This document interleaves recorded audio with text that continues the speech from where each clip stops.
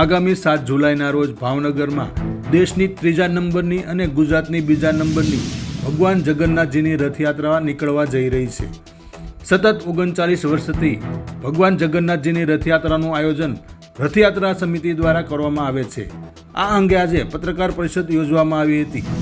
રથયાત્રા અંગે રથયાત્રા સમિતિના અધ્યક્ષ હરુભાઈ ગોંડલિયા દ્વારા વિસ્તૃત માહિતી આપવામાં આવી હતી। આ પત્રકાર પરિષદમાં રથયાત્રા સમિતિના તમામ સભ્યો ઉપસ્થિત રહ્યા હતા। જે બંદોબસ્તની વ્યવસ્થા, પત્રકારો મિત્રોને સહકાર અને લોકોનો શ્રદ્ધાળુની અંદર જે માઇક્રો પ્લાનિંગ સમિતિ બધી કરવામાં આવે છે, સિલાઈ થાય ચાલીએ કે વરસાદને કારણે રાત્રિ કામો ન થાય, ઇલેક્ટ્રિક પ્રિન્ટિંગ જે છે એટલે કે પત્રિકાઓ છે કે સ્ટીકર છે કે આ બધું પ્રેસ મટીરિયલ્સ એ બધું થાય। રથનું સમારકામ 7મી જુલાઈના રવિવારના રોજ ભાવનગરની અંદર 39મી ભગવાન શ્રી જગન્નાથજીની રથયાત્રાનું આયોજન થયેલ છે।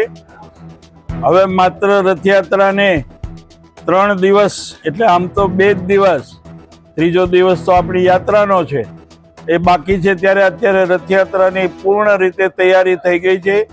બાકી છે તડામાર અત્યારે એ કામગીરી ચાલી રહી છે।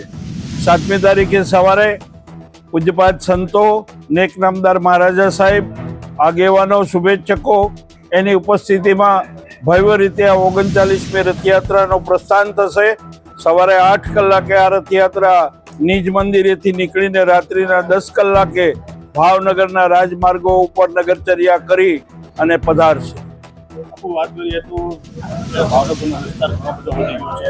આગામી સમયમાં કોઈ એવો રૂટ વધારવાનો એવો કોઈ સમિતિ તરફથી આ અત્યારે જે રથયાત્રાનો રૂટ છે 17.5 થી 18 કિલોમીટરનો રૂટ છે।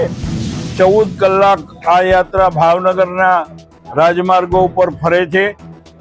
સમય અને રૂટ એ બેની એટલી મર્યાદા છે કે આગામી દિવસોમાં અને વહીવટી તંત્રને પણ ખૂબ આ રૂટ વધારવાથી મુશ્કેલીઓ ઊભી થાય એમ છે, એટલે આગામી દિવસોમાં આ રથયાત્રામાં રૂટ વધારો શક્ય નથી। સવારે 8 કલાકે ભગવાનની રથયાત્રાનું પ્રસ્થાન થશે।